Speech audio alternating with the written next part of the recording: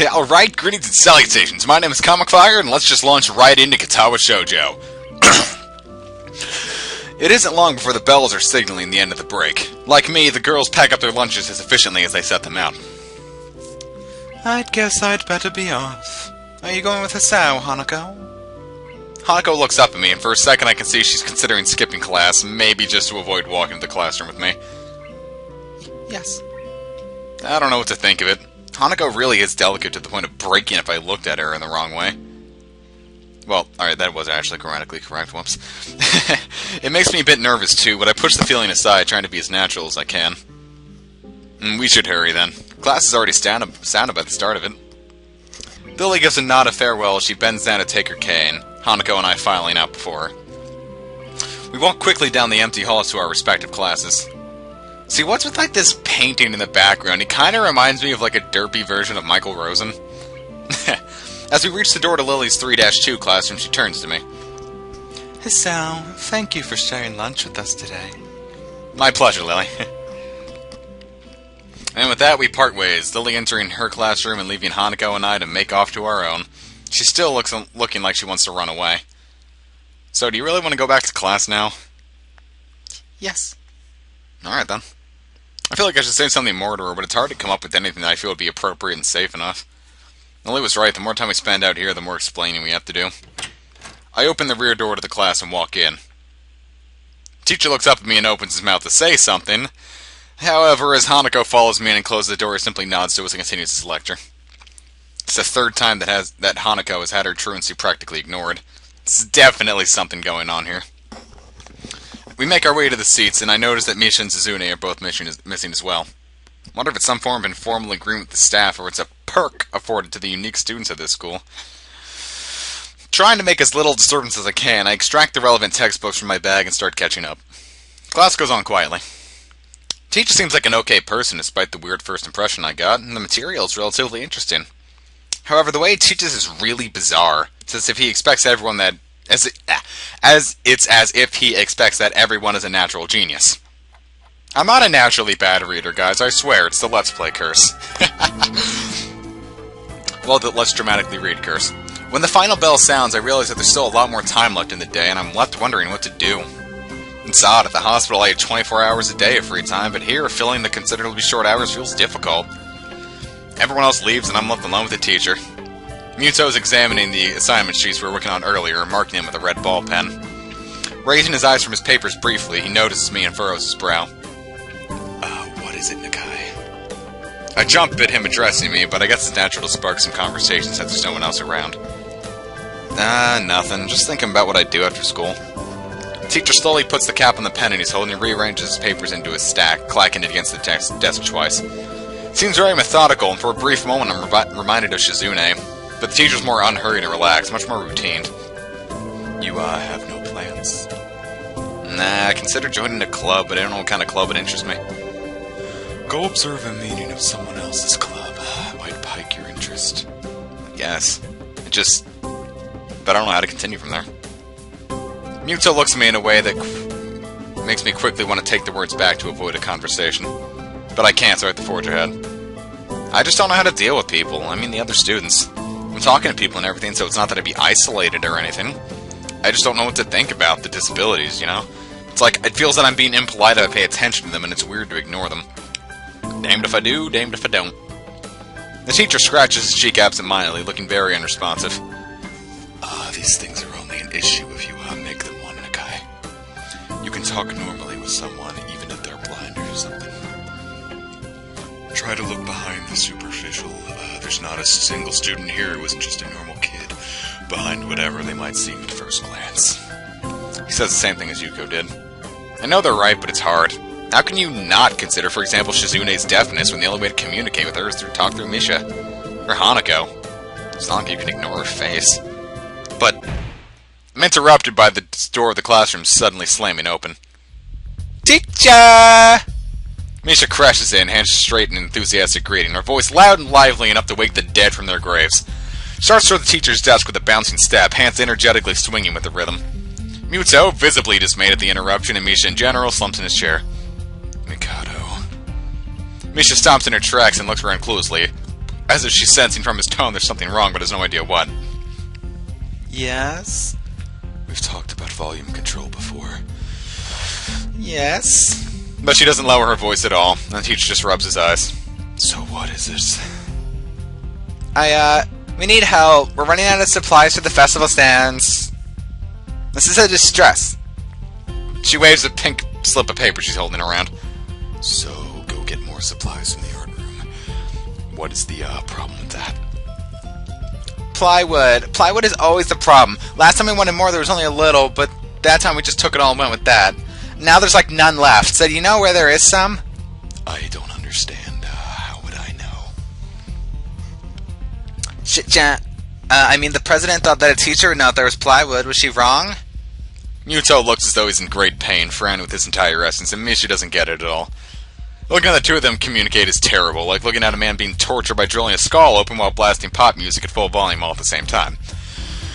I'm afraid that I have no idea if there's any plywood in the school, let alone where it would be if there was any.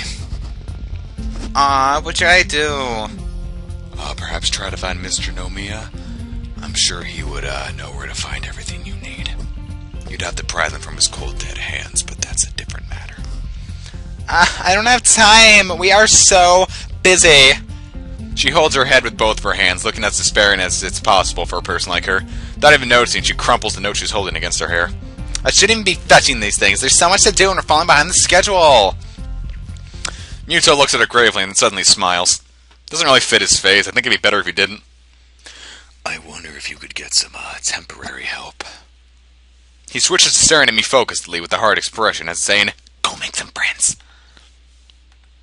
I guess I can give you a hand. You can? Thanks, Hit-chan. You are really nice. She pauses as a double take and points at me with a finger, yelping, "Ah!" and looking very puzzled. Come to think of it, what's Hit-chan doing here? Class is over, you should be having fun. We just had a little chat. Oh no, it's not detention, is it? Are you in trouble, Hit-chan? No, I'm not. Is Hit-chan in trouble, teacher? No, he's not. Muto sighs deeply, and I feel as that I have to help Misha to get her off the teacher's back. So, what do you need? Here's a list. I can try to find the plywood from somewhere if there's none in the art room. She offers me the note she's holding. I take it, hesitating a bit. I'd said I'd help you, but this has no implications of whether I'm joining the council or not. Aww. Still, thanks, Hit-chan. Try to be quick. We're in a stall building streak right now. We must hurry, hurry, hurry. She bounces out of the classroom, leaving me and the teacher looking at each other with something that feels like a silent agreement. Well, there you have it, Nakai. You have something to do now. Please don't sound so smug. Looking at the list with a number of items ranging from pink to plywood, all written in small, neat handwriting that's undoubtedly Shizune's, I heave a sigh. I'll be going then. Waving the long list limply at the teacher, I exit the hallway. I'm trying to make Muto sound like my English teacher. He kind of drones on a bit. The classrooms closest to ours are designated belonging to classes 3-1 and 3-2 on the right side, and 3-4 on the left side, each sort of looking exactly the same. That's not to say my English teacher's a bad teacher. He's actually a really, really, really cool guy. Further down the corridor is still with identical doors, are rooms I didn't even think were used for classes. I guess the art room is not a classroom as such. I carefully push open the furthest door and peek in. It's a classroom and seems rather badly kept or not in use. Am I in the right place? Desks and chairs are all around, a thin layer of dust settled on them. There's some easels in the corners, at least it looks like the right place. The room is flushed in sunlight from the big windows, shadows creeping all over the desks. Every art class I've ever had always had a big open window. That's not true. My 5th grade one was really enclosed. Specks of dust are dancing in the stagnant air, making the beams of light almost visible. Jokingly, I call into the empty room. Anybody And something catches my eye and I stop mid-sentence. Hello there. Sitting on a desk is a short-haired girl, curiously wearing a boy's uniform with a fork between her toes, a morsel of food stuck firmly on the end. This odd way of dining seems to be caused by her apparent lack of hands, but her presence here is what takes me back even more. How did I miss her before? She's sitting in a corner very still. I still somehow took her as a part of the furnishing or a statue at first glance. Not being too observant today as a whole. The girl seems to be frozen in place, staring at me with her huge eyes like a rabbit in headlights. She's staring at me, her mouth wide open, ready to accept the fork. She wants the fork! I'm staring at her, my mouth wide open, suddenly remembering I didn't finish my sentence and trying to think if I should. This weird stalemate keeps us both stunned as silence, punctuated only with the wall clock ticking rhythmically. Hold on a minute. Hello. The girl stuffs the forkful in her mouth and is now staring at me expectantly while chewing. This is a bit awkward, and I have no freaking idea what voice to give her. Hi. I was told to pick up some supplies from here. For some festival stalls, I think. I didn't think there'd be someone here. There isn't. That's why I can too. She picks up another forkful. Doesn't that mean you're here, then? She raises her eyebrows as if she was expecting my observation was false. You are pretty observant. I guess it does. But who are you? This girl's pretty straightforward, isn't she? I'm Nakai, Hisao Nakai. I just transferred in on Monday. I'm Rin. Tezuka Rin. Rin Tezuka. I won't shake hands with you, but at least we know who we are now. That's very nice. Her deadpan manner of talking makes it hard to determine whether she's joking about shaking hands or not. It's a deadpan no! He gives a shit! Kinda bothers me joking about these matters. Doesn't really feel appropriate at all. Well, I'm trying to figure out what's appropriate and whether this girl is. She seems to be lost interest in me and is now gazingly, yearningly back to her food. Can I continue my lunch? If you don't mind me, I won't mind you. If you need to get your stuff, supplies are at the back. Go right ahead, but lunch was already over for the day. What word do you use then? There's no word for a meal you eat after lunch, but before dinner, right? It bothers me very much too, but I don't really know what I should say. I don't think you're supposed to eat a meal between lunch and dinner to begin with. But I'm hungry now. My delicious box lunch would go to waste otherwise. I have curry. It's very delicious. With much decisiveness, Rin once again picks up the fork between her toes, and with at least as much impoliteness, she points it straight at me. So, Nakai, what brings you to this place? Like I said, I was told to look for these things. No, the school. From the outside, you look fine. Is your problem inside? Come to a full stop, opening my mouth and not getting a word out. I can guess. I'm good at guessing. Better than most people. Rin cuts me off before I can answer her question or skirt around it somehow. I don't know which I would have done. I froze in front of this issue again. I haven't even told anyone here about my condition, or maybe because it hasn't really come up. I do get the feeling that not making issues of this is part of the social code here, as the teacher said. Wonder if the people here could relate. Probably not any better than any normal person could. Can't relate to Shizune's circumstances either, or Lily's. Excuse me. Tastes like eggnog. Naturally, while I go through this in my head, Rin keeps considering what my condition could be with an overly contemplative look on her face. She puts her fork between her lips and leans back, looking at the ceiling as if the answer was written up there. A beam of light illuminates her face from the window side, creating a mask of dark shadow on the other side. I don't think it's anything in your head. Something in your guts would be boringly ordinary like this lunch of mine, and less delicious. The problem must be in your pants. This messed up Sherlock Holmes kind of statement and the sheer lack of tact it was delivered with catches me completely off guard. I think I might have even reeled back physically as Rin's eyes widen in revelation and astonishment. So I was right. There's something wrong with your tackle, isn't there? Still partially in shock, but recognizing the need to reply something, I spit out the first thing I can think of. No! Nothing like that! I have a heart problem! Arrhythmia! I said it. More like blurted it out, but I said it.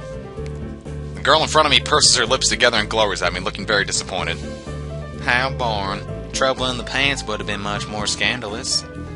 What's with this reaction? Sorry to let you down. I forgive you. Just I collect people and a person, with that kind of problem would be really great. Collect people? People with different problems. So you just, go around asking people what's wrong with them? Pretty much. I see. With little left to say, Rin resumes her lunch and the conversation dies away, but I keep thinking about what was said. It's the first time I've told anyone else about my condition, and all the other people have either known about it already or heard about it from someone else. Or didn't need to know about it like every other student here so far. Should I have told it as a natural part of introductions as expected of me? Hi, I'm Hisao. I have a very serious heart condition. Is that how I'm supposed to go around introducing myself from now on? As if our disabilities would define us. What a disgusting thought. Maybe this Tezuka girl just has an unnatural interest in such things. As I walk to the back of the room to pick up the items on Misha's list, a chance opens to study Rin from the corner of my eye. Hair's a burnt auburn, almost orange, and cropped short. Long hair would probably be impossible with no arms. The boy's uniform and the lack of arms make her look very thin, scrawny. She's not particularly pretty except for her murky green eyes, which flicker restlessly from below her short bangs even when she eats. Eats? God. The distance and the shadows make it seem like they don't reflect sunlight at all, but instead absorb all, they look like deep wells. She moves her feet almost as deftly as a normal person would use their arms. However, I can see how this could discomfort people, especially while eating. It makes me feel a bit uncomfortable, at least. I hesitate to think about the word unnatural, but it's too late, isn't it? I keep searching the cabins and shelves for Misha's things, but after enough time passes, the silence grows too uncomfortable, so I try to force some conversation out of this strange girl. What will the conversation be? No, I'm not going to cliffhang it right now. So, do you always eat alone and this late, or do you get the occasional visitor? Visitors. Maybe you're my first occasional visitor, but I don't always eat alone either.